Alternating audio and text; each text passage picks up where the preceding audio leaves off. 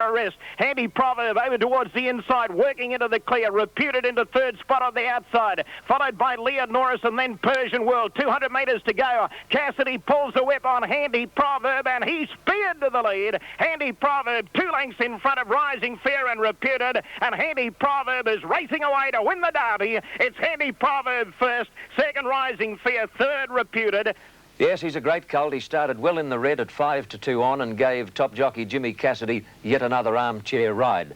Now the $250,000 Elders over 1,400 metres, a race that was inaugurated as far back as 1890.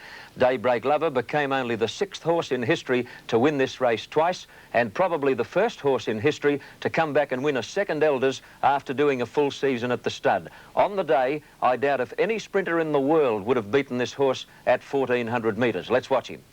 In the straight, 350 to go. Hassendine just in front of Fixed Flush. He's got the run on the inside. And here comes Daybreak Lover. He's burst to the front on the outside. 200 metres to go. Daybreak Lover shot away. 2 lengths in front of Paris Beau. And then Fixed Flush further back. Gold or Me and Eye of the Sky. It's Daybreak Lover nicely clear, close to home. He's going to win it. Daybreak Lover first. Daybreak Lover beat Gold or Me. Third, Paris Beau. And fourth, Phoenix Rising. A sensational run by Daybreak Lover. He absolutely blitzed them. He scored from Gold or Me, which is trained by the veteran Bill Wheelo, and that's the man who put the polish on Gun Sind in the champion horse's early days until he was taken over by T.J. Smith. There were several good runs amongst the unplaced brigade, including Eye of the Sky and also Phoenix Rising, and both of those horses will be well placed in a race like the 4X Cup in a few weeks' time. In Sydney, the principal race was the $30,000 June Stakes. Malcolm Johnston was able to win an appeal against suspension at Randwick last Friday. He came back to ride Castle's Best and scored a thrilling last stride win. But around the corner, Feeling Fit on the outside, shares the lead with Vari's Ace, and they straighten up together. Castle's Best in a pocket at the moment, being held in there by Sparkle Free, and about 3 lengths away, Merrin Magic and Manuan trying to get wound up at the 200. Feeling Fit drew clear. Feeling Fit shot away from Sparkle Free and Castle's Best. Feeling Fit is well clear with 100 to go. Now Castle's Best and Sparkle Free are starting to pick him up. Castle's Best is lunging at the grey. Feeling Fit just in front. Castle's Best lunged, and I think he got him. I think Castle's Best on the line by a nose to Feeling Fit with Sparkle Free third. Well, they say Johnston was desperate to win that appeal because he thought Castle's Best was next door to a good thing, and even though he only won by a head, his judgment was certainly borne out.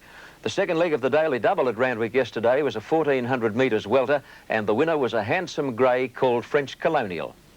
Over the rise, and the leader is Lounge Lizard over Lancelotto. French Colonial about to hook off the rail and pounces on the leader, and French Colonial shot to the front now. Clear Picture running on, and here comes Bella Ho. Bella Ho out of the pack is coming home brilliantly. Has he given away too much start? I think he has. French Colonial clear, the bird has flown. Bella Ho and Mustaway late on the scene, but French Colonial wins easily. Mustaway got second, Bella Ho third, a super effort under the circumstances. French Colonial was ridden by Mark de Montfort, one of Sydney's underrated jockeys. In fact, he's one of a short list of riders who have great ability and deserve more opportunity, and let's hope that that opportunity is forthcoming in the very near future. He's a great rider, young Mark de Montfort.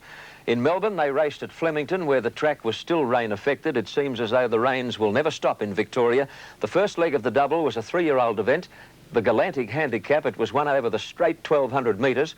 Now watch the left-hand side of your screen as a horse called Yorick comes right down the grandstand rail and scores a thrilling win.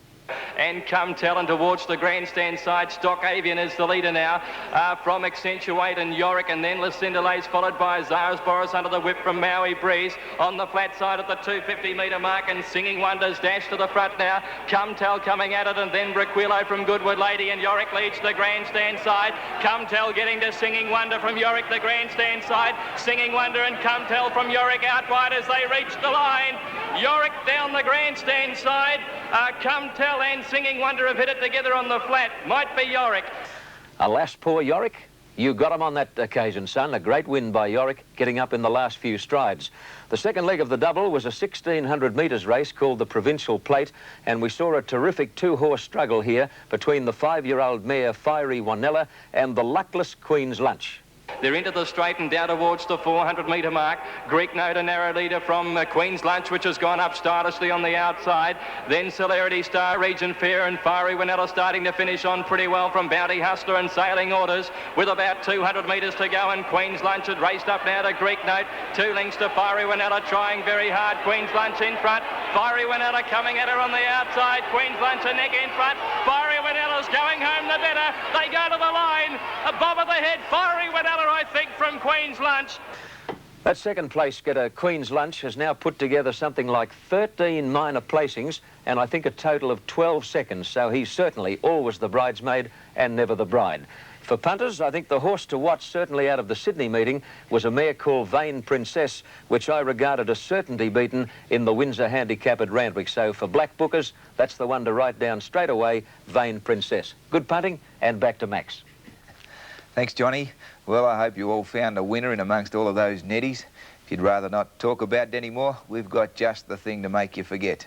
Let's go back to Geneva, where American champion Debbie Thomas is about to begin her short program routine at the 1986 World Professional Figure.